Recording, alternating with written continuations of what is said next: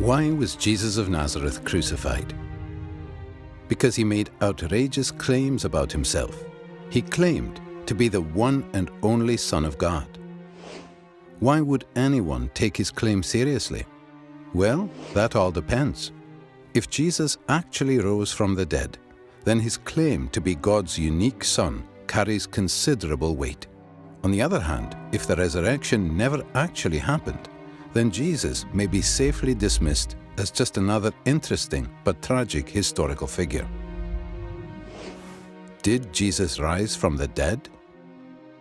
As we explore this question, we need to address two further questions. What are the facts that require explanation? And which explanation best accounts for these facts? There are three main facts that need to be explained: the discovery of Jesus' empty tomb, the appearances of Jesus alive after his death, and the disciples' belief that Jesus rose from the dead. Let's examine each of these. Fact number 1. The discovery that Jesus' tomb was empty is reported in no less than 6 independent sources, and some of these are among the earliest materials to be found in the New Testament. This is important because when an event is recorded by 2 or more unconnected sources, historians' confidence that the event actually happened increases. And the earlier these sources are dated, the higher their confidence. Moreover, the Gospels indicate that it was women who first discovered that Jesus' body was missing. This is likely historical because in that culture, a woman's testimony was considered next to worthless. A later legend or fabrication would have had men make this discovery. Our confidence in the empty tomb is further increased by the response of the Jewish authorities. When they heard the report that the tomb was found empty, they said that Jesus' followers had stolen his body, thereby admitting that Jesus' tomb was, in fact, empty. Most scholars, by far, hold firmly to the reliability of the biblical statements about the empty tomb. Fact number 2. The appearances of Jesus alive after his death.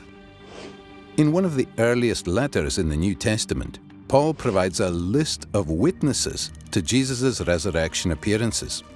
He appeared to Peter, then to the 12. Then he appeared to more than 500 brothers at one time. Then he appeared to James, then to all the apostles. Finally, he appeared also to me.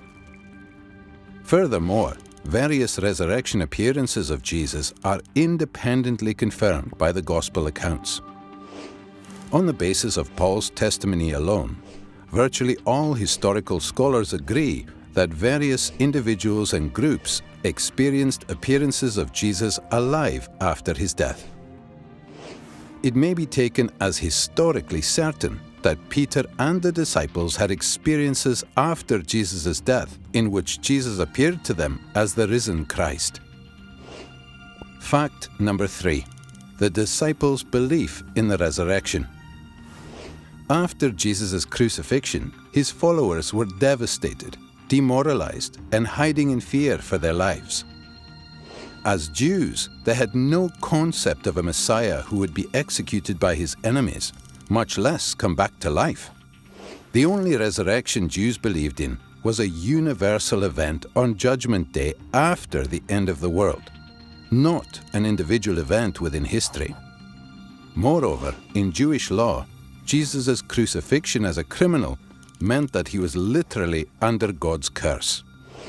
Yet somehow, despite all of this, the disciples suddenly and sincerely came to believe that God had raised Jesus from the dead. They were so completely convinced that, when threatened with death, not one of them recanted. Even the Pharisee Paul, who persecuted Christians, suddenly became a Christian himself, as did Jesus' skeptical younger brother, James. Some sort of powerful, transformative experience is required to generate the sort of movement earliest Christianity was. That is why, as an historian, I cannot explain the rise of early Christianity unless Jesus rose again, leaving an empty tomb behind him. These three firmly established facts cry out for an adequate explanation. How do you make sense of them? Down through history, various naturalistic explanations have been offered to explain away these facts. The conspiracy hypothesis, the apparent death hypothesis, the hallucination hypothesis, and so on. All of these have been nearly universally rejected by contemporary scholarship. The simple fact is that there is just no plausible naturalistic explanation of these three facts. The explanation given by the original eyewitnesses is that God raised Jesus from the dead. If it's even possible that God exists, then that explanation cannot be ruled out. For a God who is able to create the entire universe, the odd resurrection would be child's play. An empty tomb, Jesus' appearances alive after his death, and a group of dejected followers suddenly transformed by a radical new belief in a risen Messiah. These are independently established historical facts. How do you explain them?